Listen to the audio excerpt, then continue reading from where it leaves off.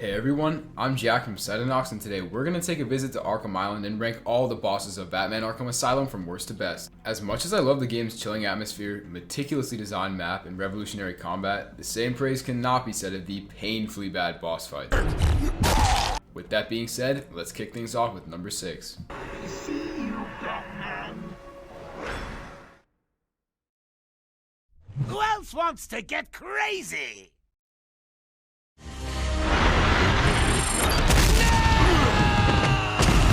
Before I even dig into the script, shout out Rocksteady for including that. This fight deserves worse, but I'll take it. Anyways, after playing through the whole story constantly one step behind the Clown Prince of Crime, finally getting on his equal and seeing him face to face was exhilarating. This fight was built up to be an incredible final showdown, but really ended up being a knockoff David and Goliath. As a final boss, this was very underwhelming. Honestly, this mohawked muscle man fell completely flat on his face, delivering one of the worst endings to any game with a story this well thought out. A finale this unsatisfying completely ruins the fight itself, especially with a build-up of this caliber, even though objectively he's probably not the worst. In terms of the actual fight though, it doesn't get much better.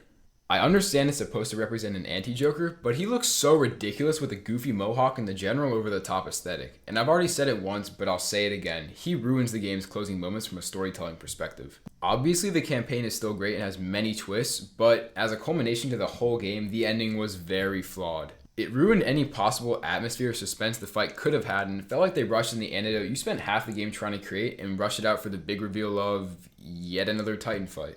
To be honest, I got really excited when Joker injected Batman because I think it would have been super cool to have two behemoth versions of the hero and villain dynamic duo duke it out on the rooftops. But Rocksteady did the exact opposite, creating the same old Titan with a couple of gameplay tweaks. As I just said, the mechanics are slightly different, and I'll give it that. Instead of chucking a batarang, you bat claws back and beat him down, and the arena design is quite clever. But there's still one huge elephant in the room, and that's the actual fight. Why would Joker juice himself knowing it will kill him and not even attempt to end Batman? Not to mention he poses for the local news while his goons team up on the Caped Crusader. He only decides to attack with a couple swipes, gets bored, and heads back for his photo shoot 3 times over. Looking back, I think Joker missed a lot of what makes a good boss in my opinion, which is why I'm being so harsh. He's lacking in originality, he has minimal atmosphere in a fight the story spent hours building up to, and he doesn't adapt at all. It feels like they forgot the thinking cap not only writing but developing this ending, and it's sad to see it that way. And as the finale of this brilliantly written game, he left a permanently sour taste in my mouth, and since the last time I checked, that's more than enough to earn yourself the worst spot on the list. Welcome to the madhouse, Batman! I'm gonna start this off by saying I absolutely hate these fights. More than Joker. As you can see, they literally placed worse than Titan Joker in every category besides arguably the least important. I'm being totally serious too. I did not enjoy a single one of these encounters beyond the prototype, especially the twin fights. The prototype was actually pretty cool. It was one of the few times in the game a boss had an atmosphere. It was also very mysterious watching him get like a heart attack or something and just die right there. But in terms of the others, it felt like fighting someone halfway through a bender. Clumsy, slow, and unable to think. With the actual fights, the real challenge is controlling the crowd, which was boring and easy. I didn't enjoy controlling the crowd at all, because it's with a basic group of thugs with no variation, which I'd say is more the overall enemy design's fault rather than the boss fights themselves. It gets repetitive very quickly too, specifically when the only added factor to those thugs is having to throw a batarang and dodge every now and then. Even with the Twin Titans, it felt like there was no intensity, and to be honest, it was embarrassing even taking damage, which I did trying to mess around a couple of times. After doing this game for the 3rd time in as many weeks, I truly feel like these fights had no thought put towards them whatsoever. They feel like they were created more as a time consumer than an actual boss fight, and I wish that they actually took that time to either further develop these fights or remove them as a whole and replace them with something more interesting like a Predator section. Seriously, removing them would not have been the worst idea ever, because even though they look pretty cool and I guess they're original overall, that does not excuse the fact that there are 5 Titan fights in this game alone. I mean, come on! There are 5 bosses in this game that are carbon copies of each other. The only difference among all 5 is that Rocksteady multiplied the amount sometimes. And that's my overlying issue with almost all the bosses that have multiple phases or fights in an Arkham game. They're fun the first time, but otherwise they're repetitive and nothing changes. For their overpowering size and stature, these roid-raged goons were way too easy and felt unnecessary. And considering that nothing changes besides that there's now 2 instead of 1, the Titans are seriously underwhelming and barely deserve the title of boss. That is broken! While definitely being one of the best looking characters in the game, one of the better looking variants of Bane in the Batman universe, and having one of the most badass endings to a boss fight, it was so disappointing to see one of the main focal points of the entire game boil down to a reskinned Titan fight with a different beatdown animation. The whole story about being Patient X for Dr. Young and essentially Joker's disposable lab rat actually added a lot of emotional value to an already heated rivalry between Bane and Bats, if you've played Origins before. But once you start the fight, you immediately lose that sense of emotion, realizing it's the same damn thing as the Titan you just fought 15 minutes ago.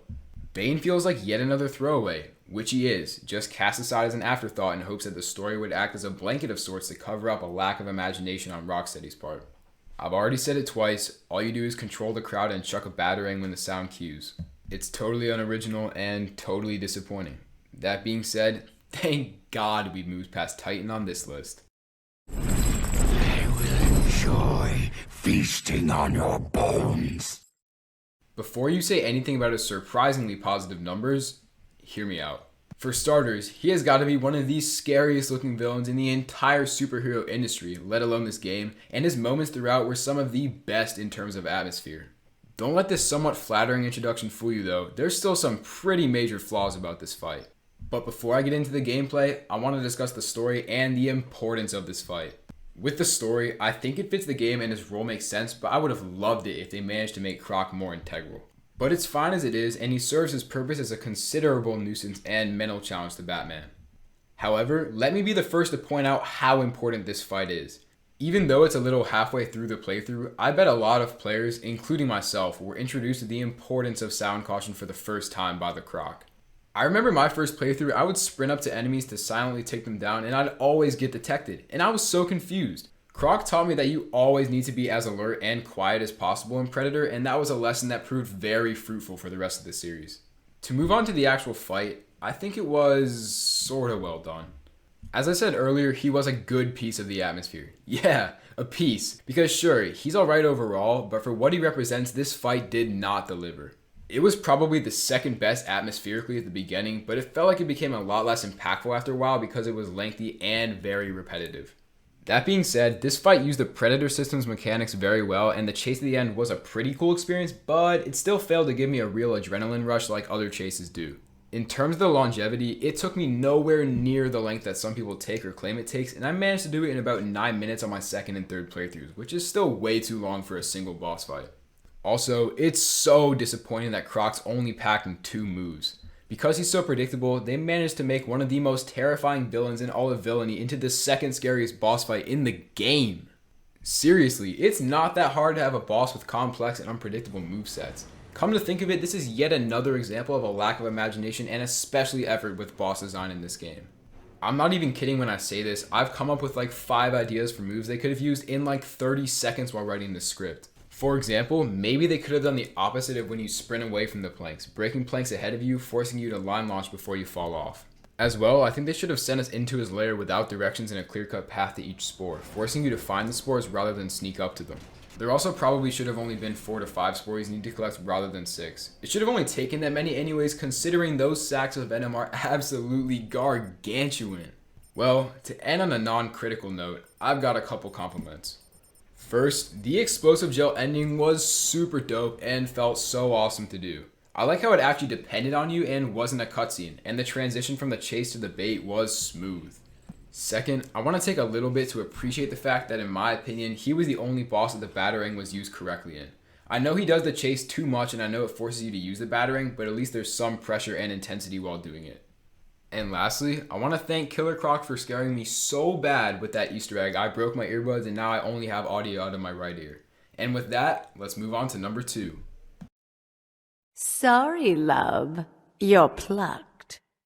And for the runner-up for Best Boss in Batman Arkham Asylum, we have Poison Ivy. I want to start off by saying this game has an interesting take on a normal hero-villain personality. She acts for the most part as a neutral, but dabbles with both sides. I find it interesting how she stays this way until a Joker injects her with Titan. It felt like she cared for you and was silently rooting for you, which in turn makes you feel like you weren't completely alone when you run around Cash or Gordon. Real quick, I want to get something minor off my chest. I've just never really liked how Poison Ivy looks in anything. Her color scheme always seems kind of off to me, and I don't really like it. That being said, she's still probably the best looking version of herself that I've seen, and she looks alright. Moving on to the actual boss battle though, I seriously appreciate the arena design. It's definitely one of those things that goes very under the radar and is unnoticed by most people, but it is very well made. You can knock off the guards when they get dropped in without falling off yourself. It also complements the vine attack very well, fits the camera angle perfectly, and is quite spacey. It's a nice touch for sure, but this is yet another fight that focuses solely around the use of the quickfire batarang. And personally, it makes no sense that there's two phases.